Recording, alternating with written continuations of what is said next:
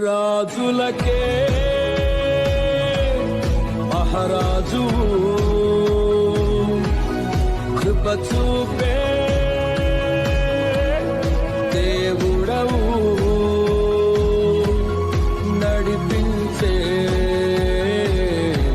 నజరేయుడా. Download ShareChat.